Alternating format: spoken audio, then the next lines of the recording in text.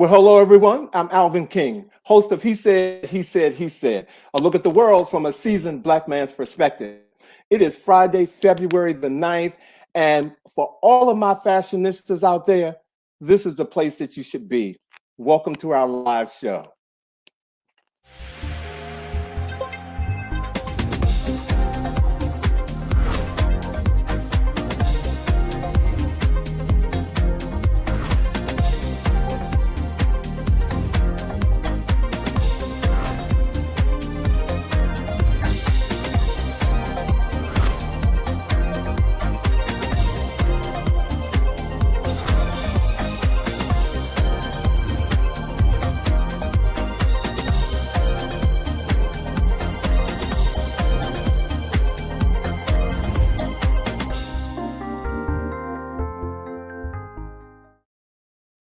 Well, hello, everybody, and welcome to He Said, He Said, He Said.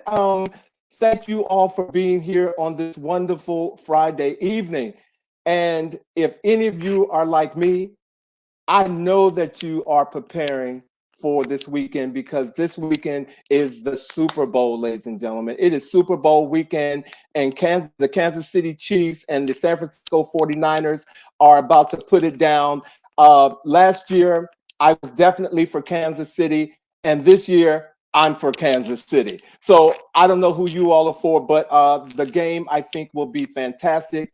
And for nothing else, Usher will be on the halftime show this year, ladies and gentlemen. And I'm going to be honest with you. I am looking forward to seeing Usher because, first of all, this dude is going to pack 30 years into 14 minutes, for his performance. I'm not really an Usher fan. I didn't grow up with his music, but I just need to give him his praise because he looks wonderful to be doing what he's been doing for 30 years and still looking the way he does. Usher, I look forward to seeing you on Sunday. Well, last week, ladies and gentlemen, in honor of Black History Month, I promised you that I would find something that happened on the day that we go live. And on this day, February 9th, 1995, Dr. Bernard A. Harris Jr. became the first American astronaut to take a spacewalk to perform an extravehicular activity during the second of his two space shuttle flights. Now, Harris Jr. was the payload commander on STS-63 that ran from February the 2nd to the 11th, 1995, his first flight of a joint space program. But tonight, we want to say on He Said, He Said, He Said, we honor you, Dr. Harris. Thank you for your contribution to everything that you've done for making this a historic day. And last but not least, ladies and gentlemen, I need to let you all know why we're here tonight. I have been wanting to get someone on the show for Black History Month that I thought inspired me and have truly made my career better by just knowing them, by just seeing them, by just working with them. And tonight we have LA Times bestselling author, TV host, style expert, Lloyd Boston is here tonight, ladies and gentlemen. I'm telling you, this is going to be a great show. So look, whatever you got to do right now, go get something to drink, sit down, bring your comments to the comment section, because we're really going to have a great show. And as you know, I cannot have a great show without the two guys that help me do this every week. So let's get on with the chat.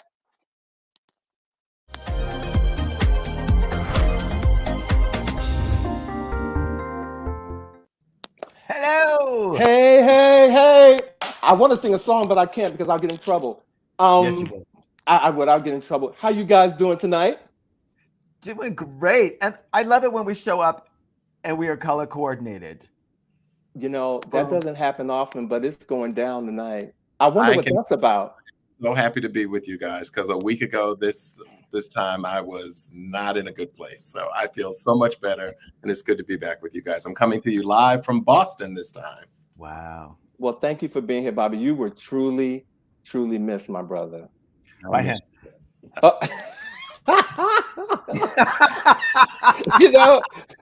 does it every time. Boss does it, ladies and gentlemen. He does it every time. And you know what? We have our diehards that come on every week and greet us. Dwayne Pureheart, thank you for being here. Herbert Wilson, Thank you for being here. Monica, tell Oscar I say hello. Thank you for being here. And Hey, everybody. George Pringle. Mr. Pringle. Monica. How you doing? Look, Pringle, please post a picture because I know you are dressed to the nines to welcome our special guest. Lloyd Boston. I know you are. You're right. He slipped a little note to me on our social media saying, I know you're gonna pull out something for Lloyd Boston tonight. He said that. He said that. So you George, I was having a bear moment because I have bears all around my bed tonight, but I was gonna find that one bear sweater to put on because Lloyd is on the show. So you got me on that, George. Thank you. So you guys, what has been going on this week? I mean, crazy. The world as we know it. The world as we know it. It has been crazy. So we just got finished, came off of the Grammys, which was a very crazy week. I just want to take a moment, if you do not mind, because I have many friends in California. You guys know that I've spent a lot of time in California, and they had an incredible storm. Two that actually went through that have caused all kinds of damage. I have a friend who lives on Moore Park by Laurel Canyon, and whenever it really, truly, truly rains, it's just up above the LA River, and we refer to it as River Moore Park. The rains were so bad once when I was visiting her that I actually had to walk up 6 blocks from her place to find someone who was leaving their house to drive me across the water coming down the street to get across. It's like a fjord. So she said it was so bad there, and I have friends up in the hills, et cetera, et cetera. So I just want to send all kinds of love to everyone that I know all up and down the coast of California who are dealing with the torrential rains and all of the devastation. I love you all. I'm sending you all my best.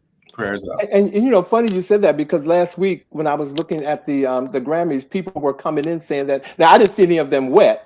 But people were saying how hard it was raining when they were coming in. So I guess it started there. But yeah, thank you, Vosh. Prayers up to everyone on the West Coast that's dealing with that. Yeah.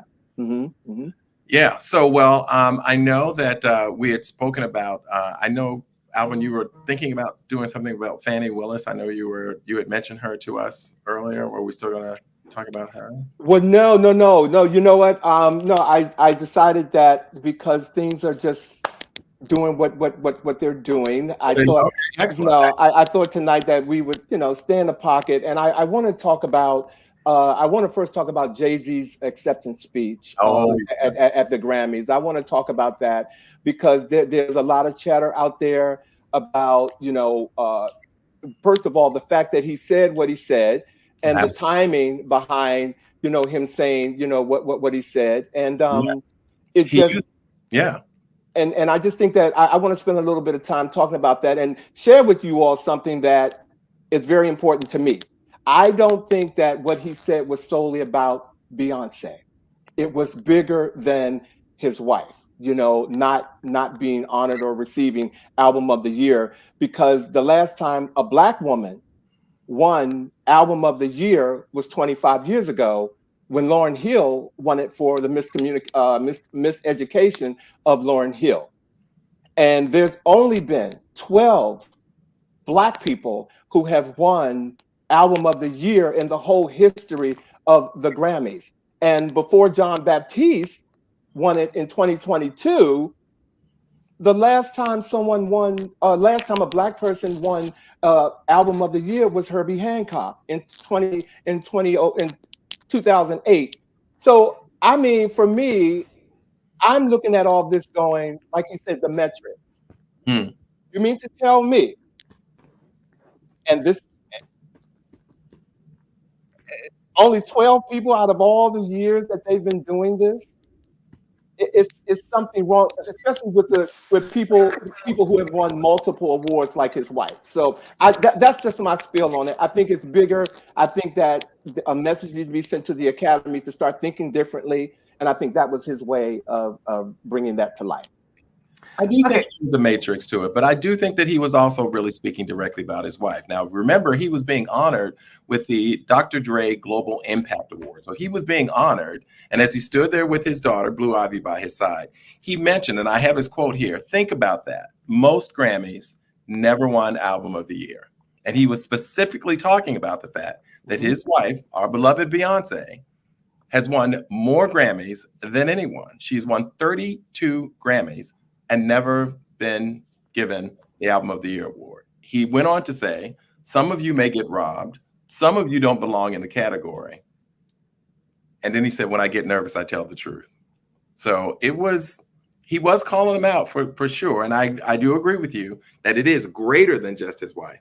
But he did get his dig in there about the fact that how is it that my wife has won more Grammys than anyone, 32, and never received Album of the Year.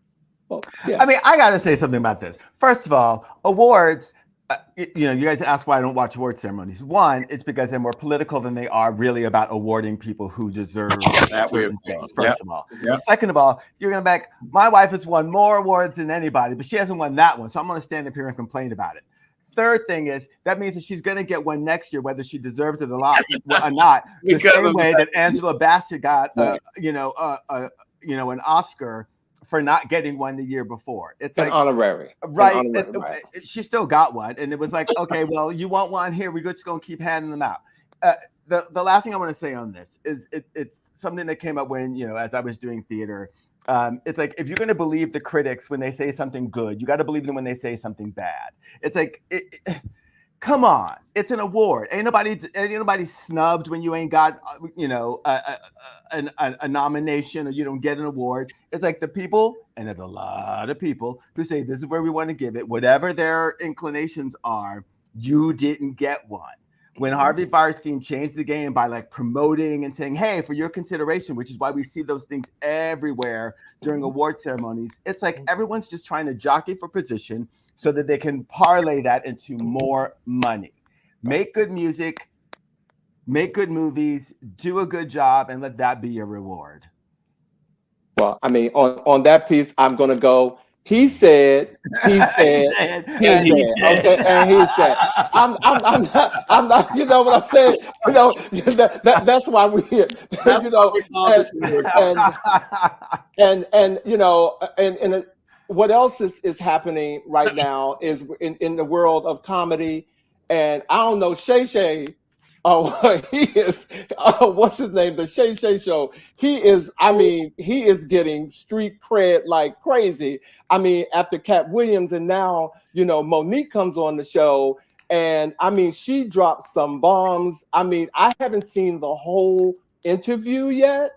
I've only seen pieces, because if you thought Cat Williams' interview was something, Monique's interview is off the chain. And there were a few people that she talked about, of course, Oprah, Tiffany Haddish, what's his name? Tyler Perry. She talked about Al Sharpton. But so that I can let you all get what you need to say in about this, I urge everybody to pull up on social media a piece that she played during the interview, which is a phone conversation with Tyler Perry. Yep. Oh, she actually pulled up. I need you to listen to that interview. Mm-hmm. I mean, look at that interview, listen to that conversation. It is explosive. Oh, wow. Because they hold Tyler Perry's feet to the fire. They knew they were recording it. So they made sure they got every soundbite they needed so that when she had the opportunity to do what she just did on Club JJ, that their receipts were there. The receipt still warm. Yeah, the receipts were like, okay. I'm in the shower listening to it, and I'm going, is Tyler Perry really? Does he not know that they're taping this? At a certain point, when someone says, "So can you repeat that for me?" What did you just say? You have to know you were being recorded. Can you repeat that for me slowly, and into my lapel. She even went. There's a piece that I'm going to move on, but there's a piece in that during that conversation when she said, "Be quiet. I need to speak with Tyler, because Medea just left." Oh, wow. She said it a couple of, like I said, explosive. Listen to it. It is absolutely. Well, can I ask you this very quickly? Yeah. Do you think that Club Shay Shay runs the risk of becoming just a messy show? Because, I mean, granted, I'm sure he's getting accolades for building his audience, breaking records, and supposedly in both instances, providing information that is rooted in truth with receipts, calling people out and so forth. But does it run the risk of becoming just a messy version of a Jerry Springer or one of the, like, you know what I'm saying? Well, not until there's a studio audience and he has them all on at the same time and they go to blows. So he has a little bit of way to go for me before he's that. But if he's the place where people get to come and air their laundry and he still keeps a degree of, I don't know, integrity, journalistic integrity, because people aren't going on there and lying. They're going on there with receipts. Right. I think for at least a little while, he has space to be where he is. Okay. If I can switch gears and jump to just messiness on television, the Real Housewives of Atlanta are announcing that Kandi Burruss. We're in messy mode. Exactly. Let's shift it real quick. Kandi has decided that she does not have time for the messiness that has become the Real Housewives of Atlanta, and says that she's taking a break. Now, originally when this came out, she said that, they didn't tell her what was going on with the filming schedule. And she has so much that she is doing that she was like, I scheduled around it. But it's recently come out that she's like, I need a break. And I don't blame her. That show's become messy. So has Potomac, but we will talk about that next week. Yeah, that's a whole nother beast. But on that whole Kandi piece, in one interview, she said she's taking a break. In another interview, I heard her say she's leaving. Oh, wow. And so, so I've heard both sides of that. But whatever she does, of all the housewives on that show, she's the most well off, if you will. You know, she has. She's the husband. She has. Don't do it, Mama Joyce. She has. She. I mean, she's now on Broadway. You know, she got her X-rated. You know, what do you call it? Paraphernalia. She got all that. You know, she got Escape. Kandi will do well. You know what I'm saying? She's got a restaurant. Everything that you can think of that touches, enhances, does something to a human being, Kandi is involved in it. She ain't got time to sit around and be like messy, like you slept with that person, you slept with that person, you don't call me. She's like, bye, y'all. She's like, and bye. She's talented. Well, how about that? Come on here, Kandi. We want to talk to you. Well, speaking of talented, ladies and gentlemen, are we... Bobby and Vash, are y'all ready? Because you know, you all are too. But no, we have a special guest tonight, and a very special guest. I am just like truly. Sometimes I get nervous even talking about him. You're verklempt. Because I admire this guy so much. So can I go ahead and introduce him now and get him? Let's get him in here. Yes. Are y'all ready? All right, ladies and gentlemen. From the Oscars and Emmys to the Golden Globes and Grammys, Lloyd Boston remains a red carpet fixture for top-rated shows and networks such as Access Hollywood, Extra, CNN, NBC, and CBS. He is also a best-selling author, boasting 25 years of lifestyle and fashion media. The former VP of art direction for the multi-billion-dollar Tommy Hilfiger brand is the author of 4 highly celebrated, style books: Men of Color, Make Over Your Man, Before You Put That On, and The Style Checklist, which have been featured everywhere from Oprah and The Today Show to countless other national television and digital platforms. If he wasn't busy enough, Boston is also an original host of the Style Network and best known for their highest rated, The Look for Less, and his own series, Style Essentials and Runway. Die-hard fashionistas know that Lloyd Boston, I got for a clip. Best from We Network popular fall frontal fashion, making him a leading voice of New York Fashion Week coverage for more than 15 fashion seasons. But tonight, he's here with us, ladies and gentlemen. So please welcome to our panel, Lloyd Boston. Hello, Lloyd. Come on up here. Come on up. Hey, Lloyd. How you doing? Intro made me tired. Thank you. Alfie gives great intros. People often say, dude, follow me around and introduce me when I walk into a room. And I think you should do that. Hey, when it's the truth, it's the truth. Okay? And that's that. Thank you for being here, man. Thank you.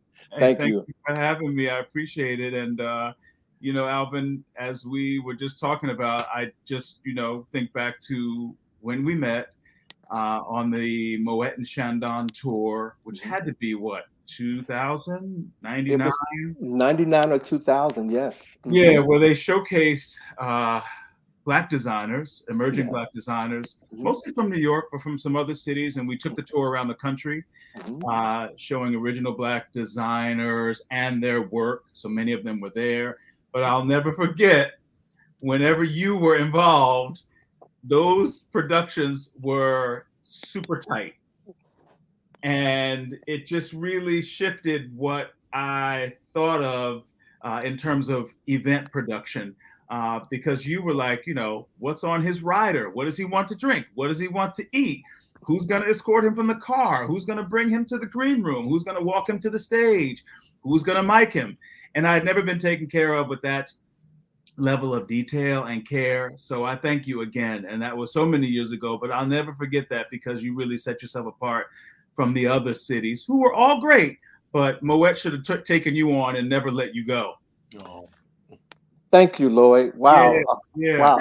Oh, okay. Now I'm really verklempt, but thank you so much. I told you I get tonight is the night. Well, Lloyd, look, our viewers, they like knowing something that they may not hear during the interview about our guests. So I'm going to have an icebreaker.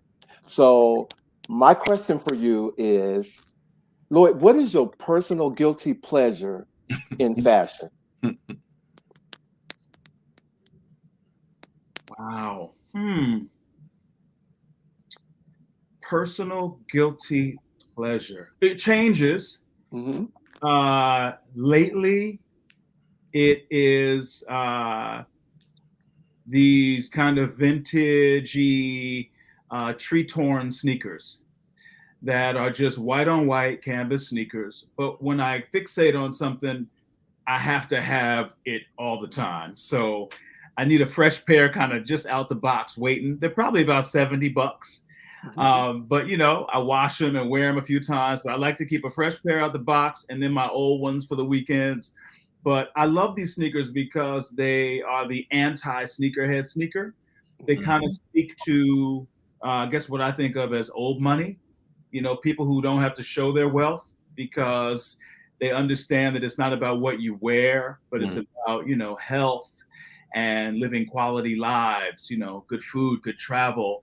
And the sneakers are the last thing, and the clothes are the last thing. So as much as I've been in fashion for 30 years, and I'm so honored to be a big part of the industry, I don't really embrace it much when I'm off duty. I had those years. I got a garage full of tuxedos and designer clothes that I wore for years and collected for years.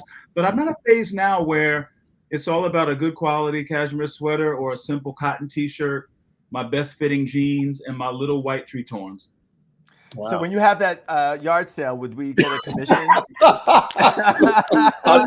Those things don't mean that much to you anymore. I mean, come on. What size are you? Absolutely, yes. I will fly to California. Okay, I will be there in a heartbeat. Okay, I'm a 42 regular as well. After a while, you know, when you know how the sausage is made in any industry, regardless of what you do, you know, you don't really worship it in the way that you did when you started, you know, decades prior. You know, you want the best of it. You want to not make it a religion anymore, but it's really more about what you do than who you are. So, of course, you know, I was raised watching Elsa Clench on CNN. You know, Style with Elsa Clench. With Elsa Clench. And let me tell you, Bobby, I almost had a fanboy moment. I did have a fanboy moment when I, you know, after years of watching her in my dorm room cover fashion houses, you know, intimate interviews with designers, models, runway coverage, to years later having my own mic for NBC or for the Style Network or for Extra Access and standing right next to Elsa, being in line to cover shows with her. Yes. I almost couldn't do the job because once I saw that hard bob and those bangs, I was like, oh my God. It's Elsa Clench. It's Elsa Clench. Look, Mom, I made it. So yeah, I, you know, once you're on the inside and you really understand how the industry works. You don't need to spend a lot on anything. So it's like a good chef who like just wants a good quality egg salad sandwich after a long night of making Michelin quality food. Like he or she really just wants simplicity and quality. Just to get on with it. Well, you mentioned something just now where I'm going to take you back. We're going to talk about when you were in college. Now, I've read that your entry into the world of fashion and the history of Black male style began when you were a sophomore at Morehouse College, and Tommy Hilfiger made a campus appearance. How did that connection lead into your journey of becoming VP of the multi-billion-dollar Tommy Hilfiger brand? Yeah, that's an almost true story. Most of that is true. That's why they come here, to get the truth. Yes. Right. No, I went to Morehouse College and was so thrilled to be there at that time. You know, it was probably, I think it was our fall semester was right after School Days had premiered. And, you know, A Different World was on, and it was just a hot time to be on that campus, you know, literally where both of those shows were shot, the exteriors of A Different World and all of School Days. So, you know, you couldn't tell me nothing. I knew I was in the place to be, but I wasn't studying as much as now that I'm older, I should have been. I was spending more time at Lenox Mall shopping and getting those, you know, credit cards that they give students, you know, with a 35% interest rate or whatever. But, you know, in one of those times, Tommy Hilfiger was making an appearance at the department store, which was called Rich's, which was kind of like a higher end Macy's, like a Bloomingdale's. And me and my best friend went because they were giving away free duffel bags for the first 100 students who were to meet Tommy Hilfiger. And he had these signature duffel bags. Of course, we were broke. And when we got there, we got in line, maybe people 50 and 51, like halfway down the line. And they were doing what's called a trunk show. Many of you may be familiar with. It's like an informal fashion show with among the guests. And I'm looking at the clothes and I'm like, you know, some good stuff, some stuff. And by the time I got to the table for my autographed duffel bag, I had some feedback for Tommy Hilfiger on his clothes. And the woman who was standing next to him, his handler looked shocked, like she had seen a ghost. But Tommy was really open to the feedback about the clothes, and he offered me an internship on the spot. And I had never knew, I was studying graphic design at the time. I didn't know that graphic designers worked in fashion. And, you know, being from New Jersey, I could get to New York quickly. So I literally went back to my dorm and was like, Mom, I got to get the hell out of Atlanta and get back close to New York real fast.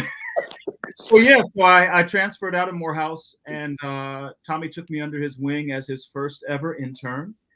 I didn't know at the time that I was his first intern, but the label was relatively new. And I stayed with him for about a semester. And he said, when you get out of college, come back, you'll have a job. I wasn't sure if he was really telling the truth, but he was. I went back about a semester before graduation, and he said, I can't give you a job when you graduate because I need you right now. We're growing so quickly. You can finish up school at night. So I started working for him in the middle of my senior year. And I stayed for many years, leaving as the VP of Art Direction. I was there for probably about 15 years in total. I stayed on as a consultant. And he's still, you know, somebody who is like an industry dad, someone who guides me and mentors me to this day. So we've had some great times together. And I'm so fortunate that he took me under his wing. He paid for the rest of my college and just allowed me to learn from a master around design and marketing and pulling together a global brand. So yeah, big relationship. Wow. And there you have it, ladies and gentlemen. No matter what you read, you heard it on He Said. That's right. From the man himself. Before we go, let me say hello to a couple of people. Aral Health, thank you for being here. Rodney E., I love Lloyd too. Michelle Bowie, good to see you again, my sister Blue. Carol, Gary, thank you. Sean, thank you for being here. Rodney Bryant, Samuel Omar, Amer, thank you for being here tonight. Thank you, guys. Thank you. Yeah, so in terms of just still getting real and true stories, your very first book came, or you started writing it while you were at Tommy Hilfiger. Is that correct? Men of Color? Yeah, nights and weekends. It was my kind of pet project and dream. Yeah. Wow. So what was it about the time that you spent at Hilfiger that inspired you to become an author and to write that book? This was around the time my first book came out in 98. So I started developing it around 96, 97. And if you remember, there was a big boom of Black books, whether it was Terry McMillan or big, beautiful coffee table books. Remember the one called I Dream a World? Yeah. With that gorgeous cover in black and white. And, it was almost like publishers realized that Black folks love to read too. And it was, authors just, booming into a space that we knew we loved, but big time publishers, I guess, got the memo that we were a huge buying audience. So a mentor of mine over the years was Elin Harris. He was like a big brother to me. We shared mutual friends in the fashion industry. One model in particular named Ella Smith, who's passed away, was a big Black model at the time. And he introduced me to Elin. So I had these authors kind of around me.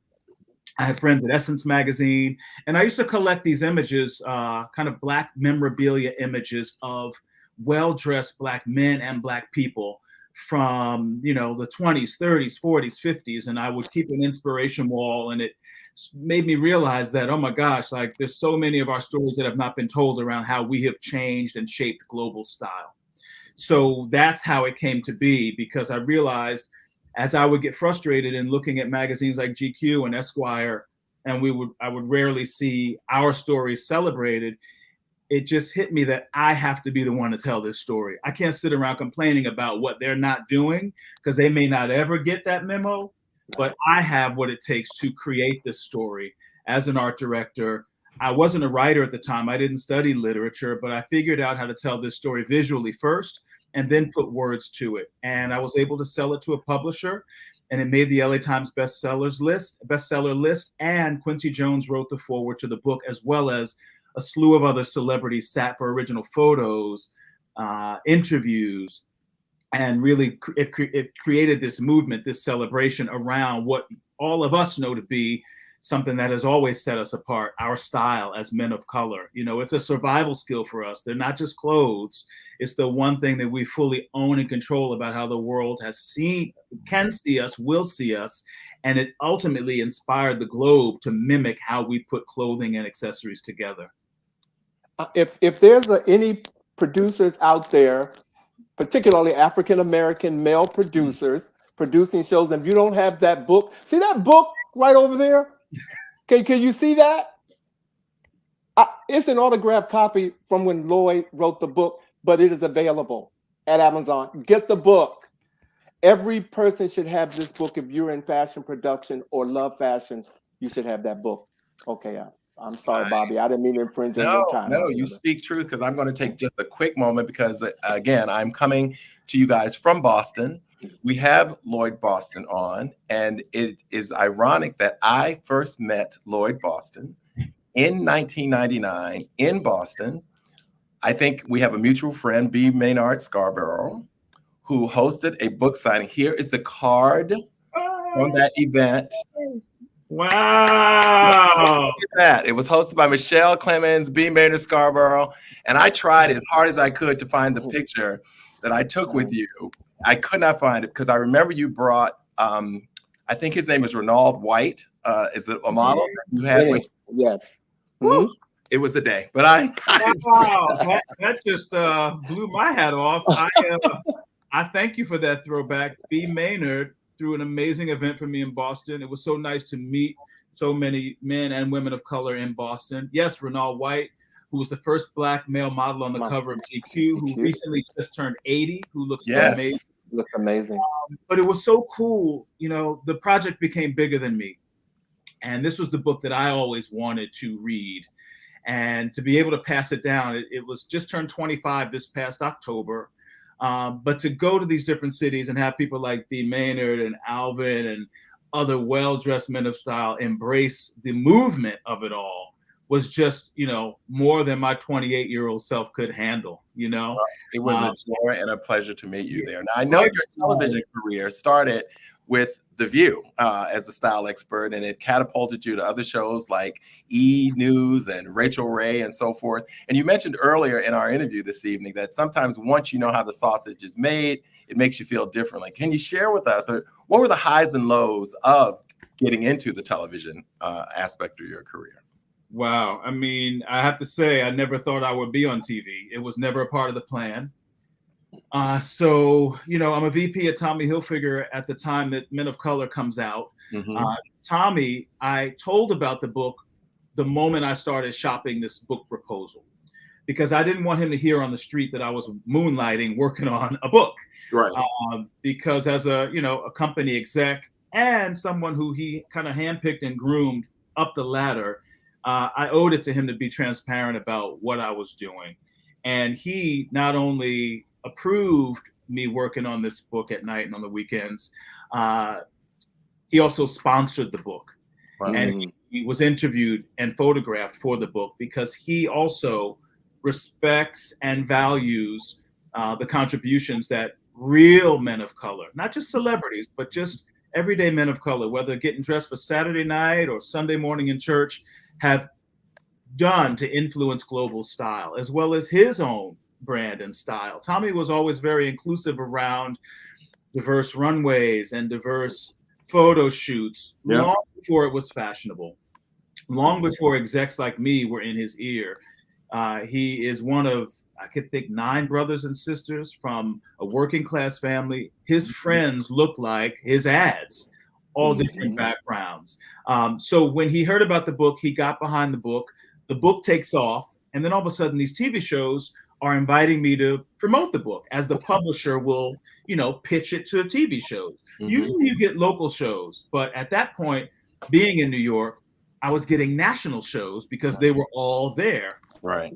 So I'm like, promoting the book. Okay, sure. Great. I thought it was over with. And then the shows kept inviting me back saying, hey, can you talk about what women should wear for spring, or what men should wear for fall, or can you do a makeover for us? And I'm like, sure. I do this for a living. Of course, I can tell you the trends and what we saw on the runways. Red carpets really weren't a big thing yet. So I had a choice to make. I was like, oh my gosh, something is really opening up here where these national TV outlets want a conduit to the industry. Almost like a sportscaster, but for fashion. They want experts. They want people who can translate the trends on the runways. And it was just fun. And it was fun to nail those segments in short amounts of time. It turned into me also doing tabletop segments, like I said, makeovers. And then, shows came calling like Oprah and the Style Network. And then I had a choice to make. I was like, look, Tommy, I love what I do here, but this new avenue is opening up and it's fun. I think I have to go to grow. And the only way he let me go is if I stayed on as a consultant, which I did, which was great because then I could still pay the bills because TV doesn't always pay a lot of money. Exactly. So I stayed on as a consultant for the brand, and it was great. And we've worked together off and on ever since. And that's how the whole TV thing started, as a result of the first book. Excellent. Well, Lloyd, while we're here, can you define your styling philosophy? For me, it's simple.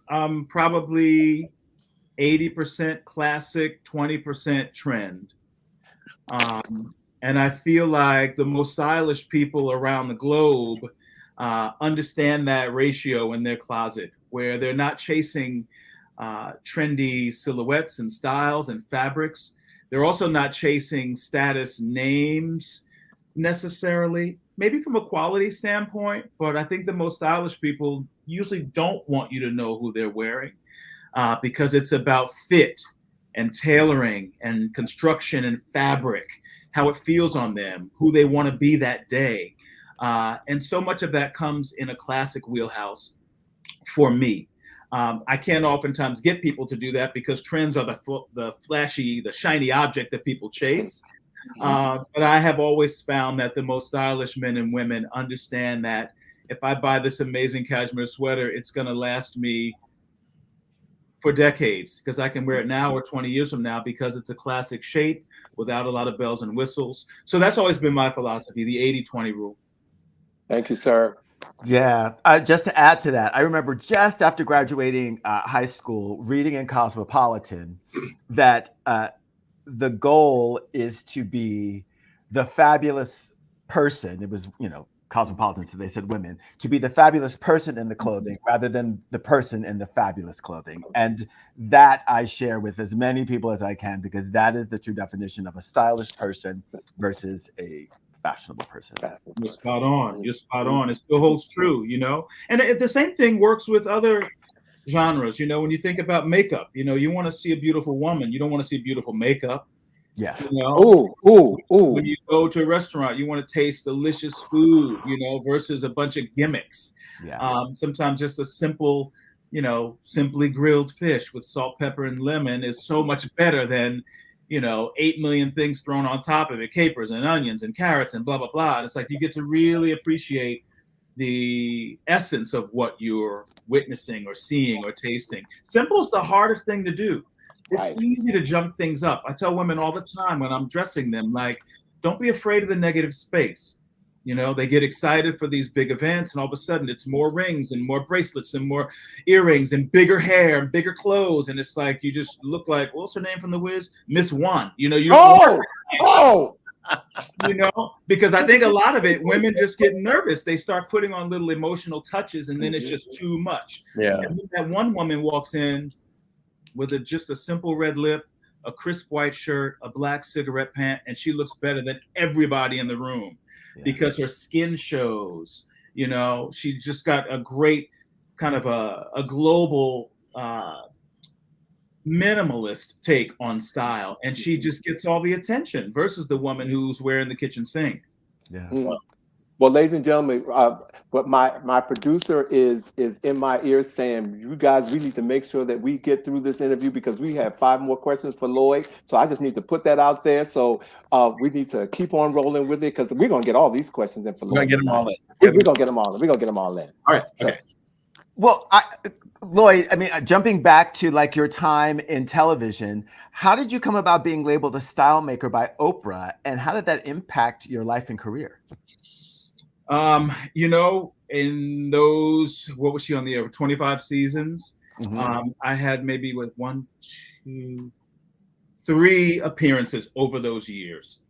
And that first appearance was the hardest. That's when she had that yellow sofa that Tom Cruise jumped up and down on. Yes. And every author, any author, wanted to be on the show with your book, but it was like literally Fort Knox. When I finally got the call, I will say that it was almost hard. It was almost hard for me to speak on that stage. It was such the holy grail.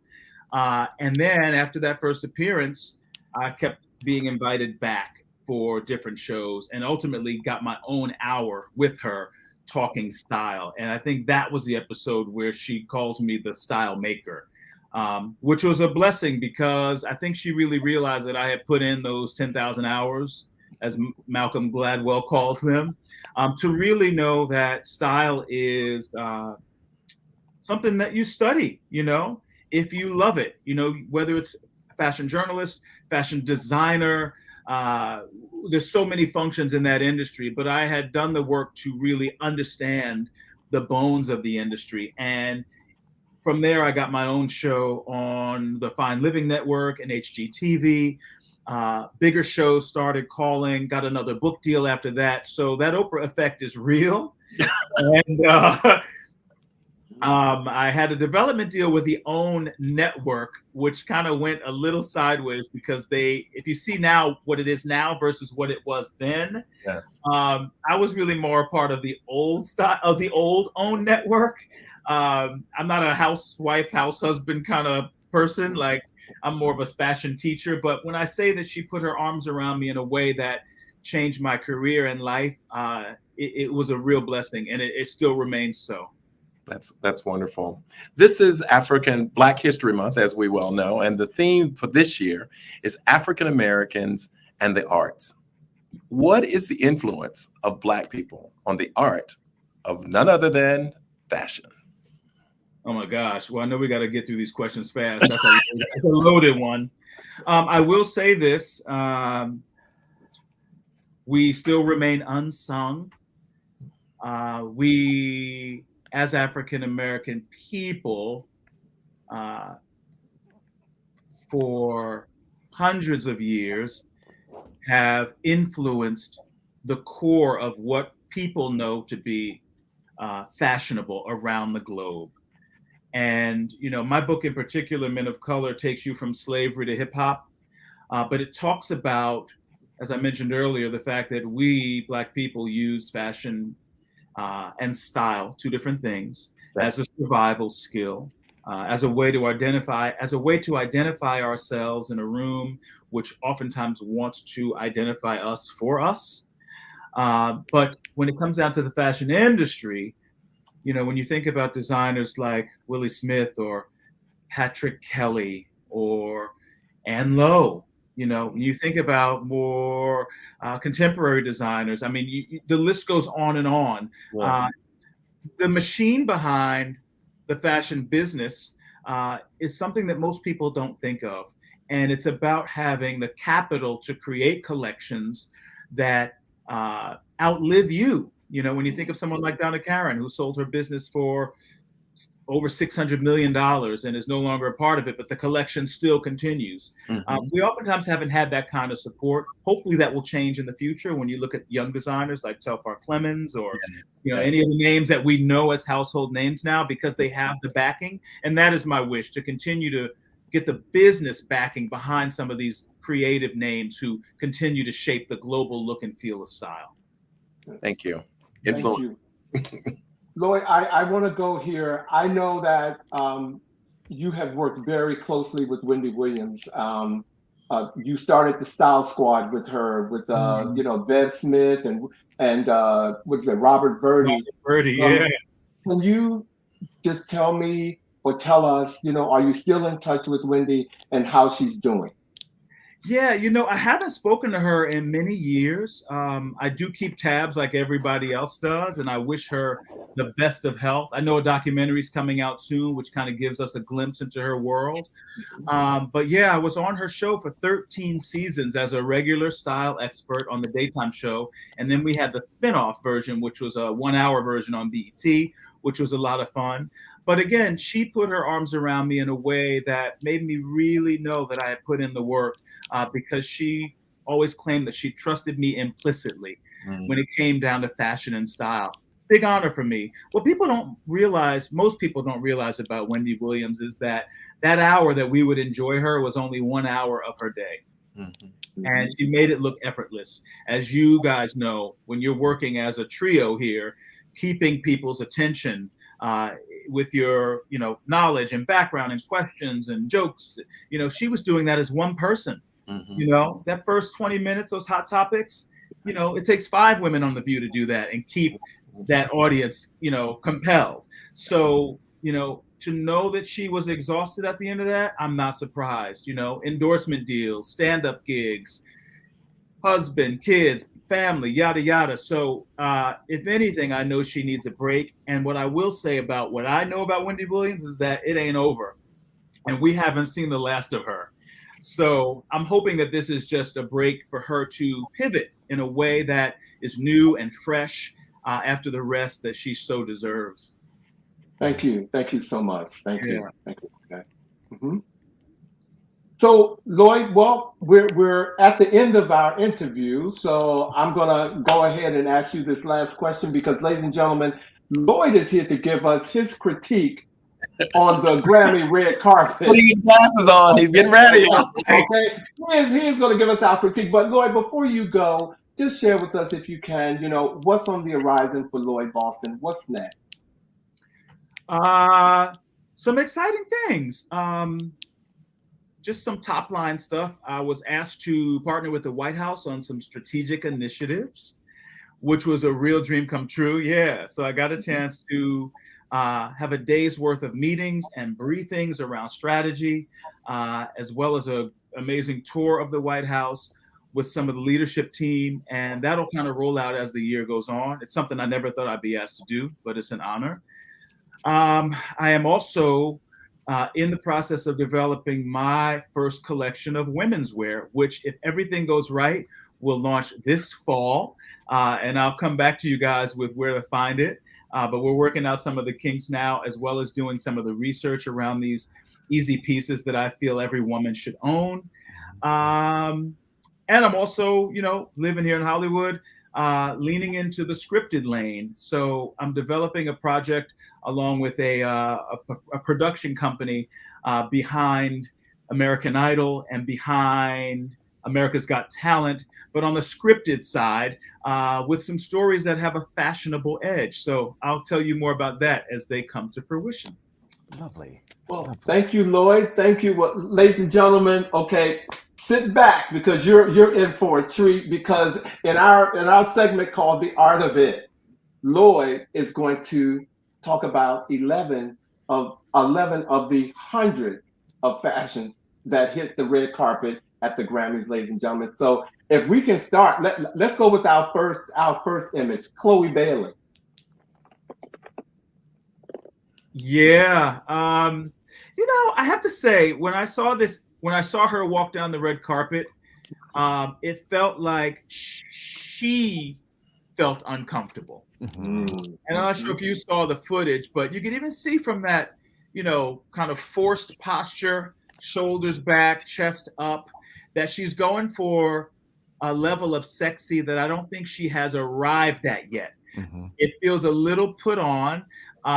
This designer, Gupta Couture, is known for embellished clothes that really bring out the sexy. I'm getting little throwbacks of Toni Braxton here. Mm-hmm.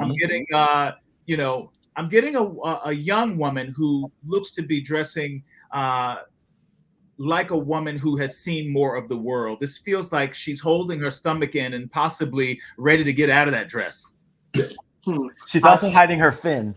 All I can say, I agree across the board. I totally agree. Our next look, Doja Cat. I had to study the screen. I kept rewinding to see if I was seeing what I thought I was seeing. What are you saying? No, is it called areola? I don't know what it's called trauma. Yeah, we're ready to kick in with you, Lord. We're ready. I applaud her bravery. I wouldn't know her on the street because every time I see her, she looks a little different. And I do love a woman who likes to take risks, but I feel like there should be a little bit of a tasteful edge there where there's a little bit more mystery. This is almost a full-on nip slip, double nip slip. And I'm also seeing, beyond the tattoos, a little bit more of the crotch area than I think is savory for a family viewing audience. Yeah. She like a true fashion journalist. Savory. She wasn't a high hit on my list. But this next image is someone who's been killing it with her stylist. So Fantasia. I would agree. That color purple press junket, I've never seen her look better, or that entire cast. Again, that Oprah effect. You know what I mean? Like when you get in bed with that team, they're not messing around, and if you're going to be flanking Oprah on any red carpet or any stage press-wise, you have to look commensurate with the queen. And I think Fantasia has kept that going. Love this fun kind of Betty Boop, Marcel wave. The lip jewelry is a little edgy for me, but hey, she's a young woman who wants to show a little edge. But I love the way she's a curvy woman who is honoring her curves in a way that feels tasteful and sophisticated. And when you look at this designer, Kong Tri, you're seeing craftsmanship that really honors curves versus tries to hide them. Mm-hmm. Amen. Amen. And I totally agree with the lip jewelry. It kind of, in photographs, it almost looks like she has a cigarette in her mouth. Yeah, I don't. And she looked like she couldn't pose and have fun. She kind of had that kind of, Angelina Jolie, I gotta hold my leg out so you can get it. Yeah. Now, someone who didn't consult her sister or talk with her before she left the house, I think, is our next image, Halle Bailey. Okay. And they're going in separate directions here. I said years ago that she had a Disney princess face. I think I need to just scroll back and find that tape. Find it. Maybe, I said it years ago. And I think she's, I think once you get into that Disney machine, if you want to continue to stay in it, things need to stay sophisticated. Yeah, be a little sexy here or there, but she's got the memo, and I think she's a few months off of having a baby. I was going to say new mother. Exactly. Yeah, she's wearing Gucci here, but I love this. I love this gown because I feel like it's just enough sexy and just enough sophisticated. Yeah. Yes, and it says, "I am a mother and I am classy, no matter what."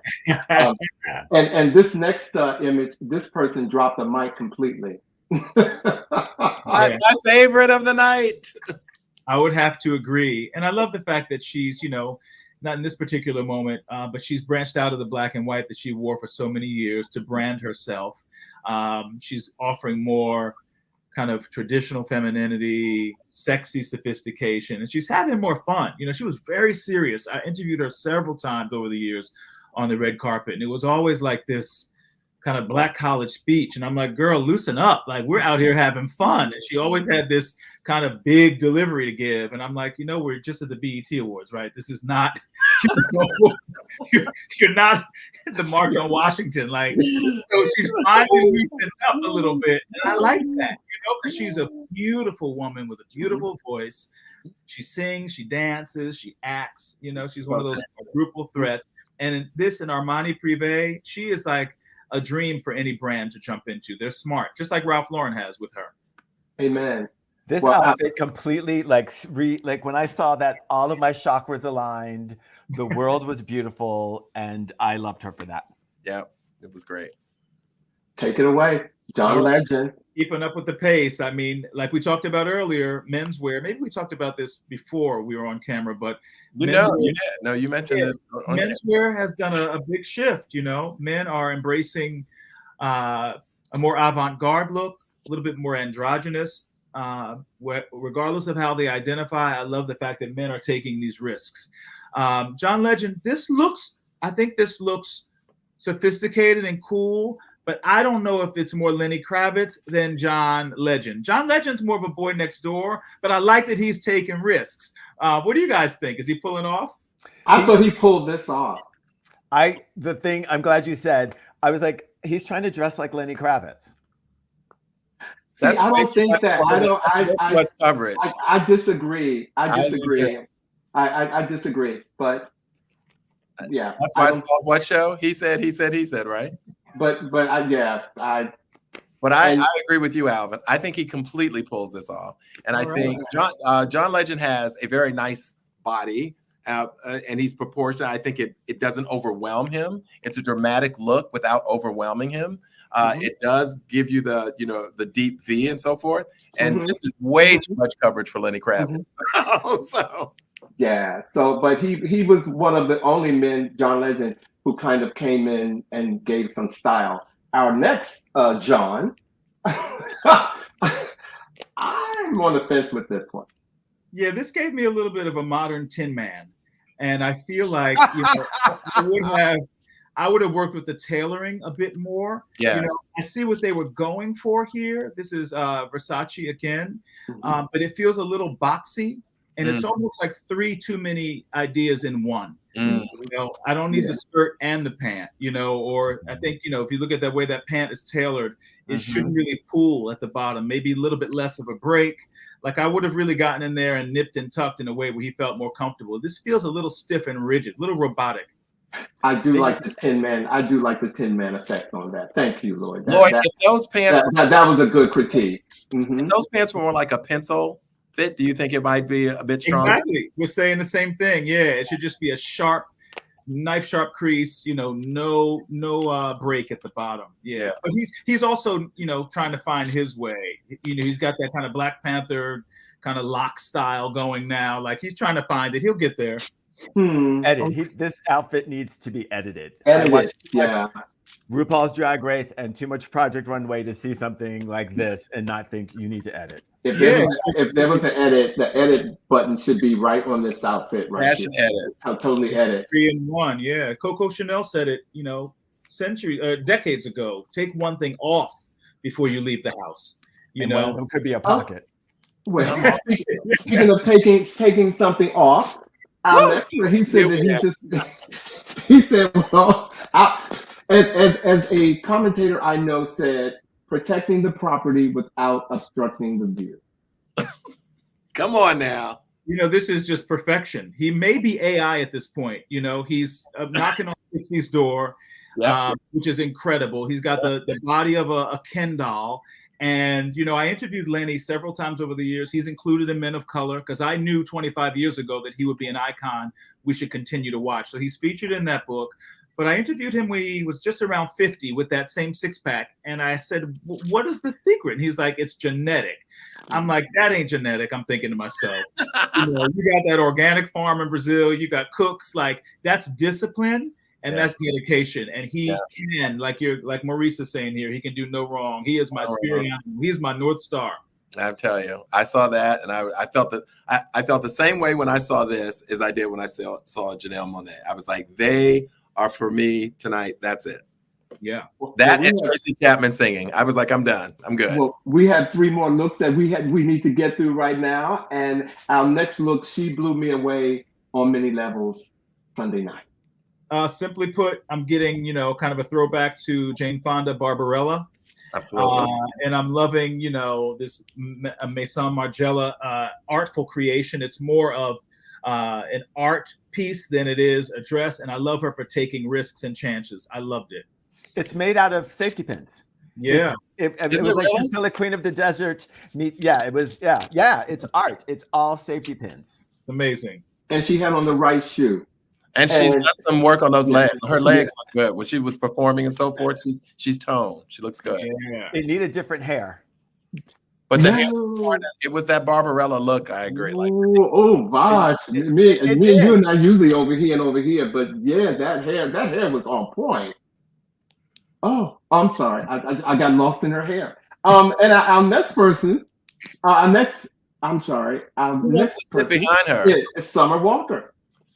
Gorgeous. I'm getting a Hello Dolly moment here. Mm-hmm. Yeah. And I feel like it's way too costumey, Bob Mackie-ish for such a young woman. Like I said earlier, women get too excited. There's too many voices in their ears, too many stylists, and too much of a team. And this feels, all that marabou just feels a little Fraggle Rock, and it feels like it's wearing her. Yeah. And I certainly wouldn't want to be sitting behind her at that performance. No, it's rude. It's rude, And there were worse. And last but not least, this was my ultimate favorite, honestly, of the night. As you talked about simplicity. Yeah, I didn't know who she was until that night, but I loved how this tone was her nude. So many women of color can't find their nude because it's not, it's not a neutral that most designers focus on. This disappears on her skin like it's just a layer of sheer moisture, and I think it's beautiful. Versace nailed it. And she's family.